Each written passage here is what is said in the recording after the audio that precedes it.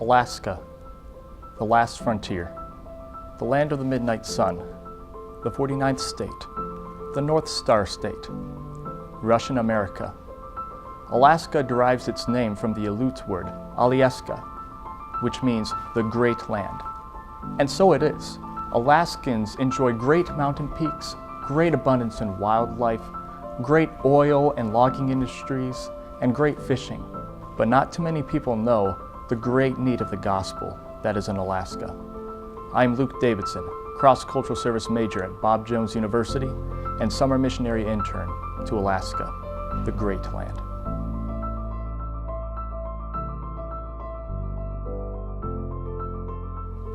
I was saved when I was 8 years old, attending a Christian camp. While growing up as a cadet in the Civil Air Patrol, I was set to join the Air Force as an Air Force pilot. However, God started calling me to preach while I was in high school. So I am enrolled at Bob Jones University as a missions major, not yet knowing where God will lead me, but I am still confident that God is calling me to preach His gospel. Making disciples of all nations. So let our prayer earnestly be, "Here am I, Lord." So why Alaska, of all places? During my freshman year, I preached weekly at a nursing home, visiting its residents, one of whom was a retired missionary from Alaska. And she sobbed about the great need of the gospel there. And she prayed daily that God would send laborers into such a needy field.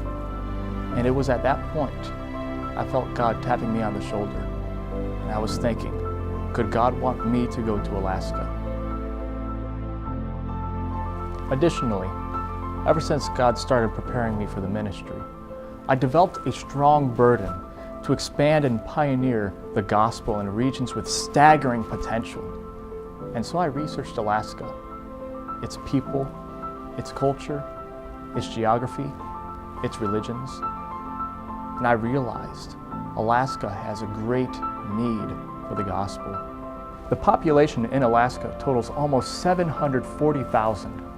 While this number seems negligible compared to statistics found in the 1040 window, hundreds of villages in Alaska are completely cut off from the road system, making them accessible only by boat or by plane, causing hundreds of villages to be completely cut off from the influence of the gospel. The Pew Research Center says that 62% of adults claim to be Christian, but that includes several faiths. The Catholic Church and the Russian Orthodox Church hold great influence in the Christian sector. There are also other faiths, such as the Mormon Church or the Jehovah's Witnesses. Only 22% of the population claims to be evangelical Protestant. The people of Alaska are diverse. Some are natives, while others are tourists. Some are athletes, but some are also workers in the oil, logging, and fishing industries. While there is a great diversity to the people in Alaska, there's also a great hardness to the gospel. As America's final frontier, Alaska draws to itself people who are self-reliant, resilient, and strong-willed.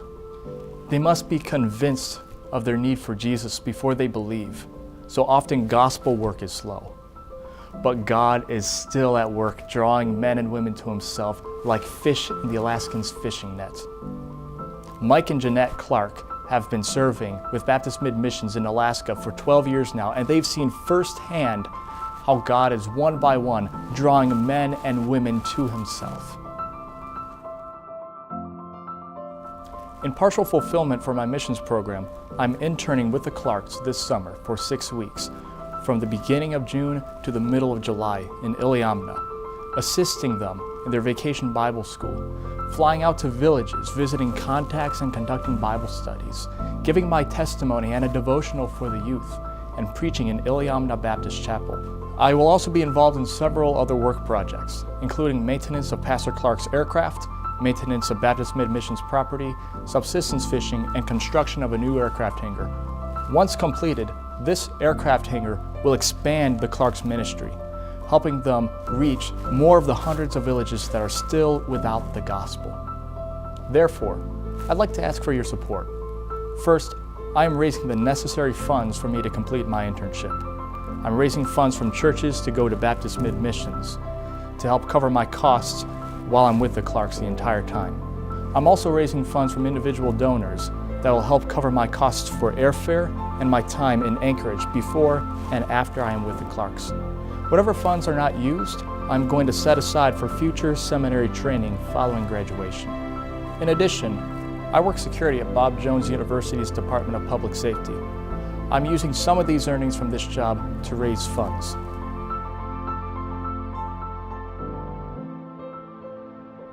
Secondly, I'm in need of your prayers. Please pray that God will make me teachable and eager to serve in any way possible. Pray also that I may demonstrate Christ's love to anybody I meet. And lastly, pray that God will develop me spiritually and make me sensitive to the needs of the lost in Alaska. My objectives are simple. First, I hope to gain invaluable experience on how to conduct mission work in a culture different from my own. Second, I hope to gain greater knowledge of how God will use me long-term in full-time ministry, whether or not it's in Alaska. Although Alaska is a great land of great need, Alaska is also a great land of great opportunity for the gospel to advance. God is slowly, one by one, opening the doors and hearts of men and women lost in Alaska. I look forward to partnering with you to advance the gospel in Alaska, the great land.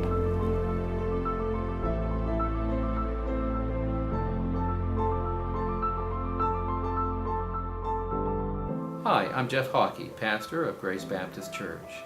It's been such a delight to get to know Luke Davidson over the past couple of years, as he's been attending here while a student at Bob Jones University, and he has since become a member of our church.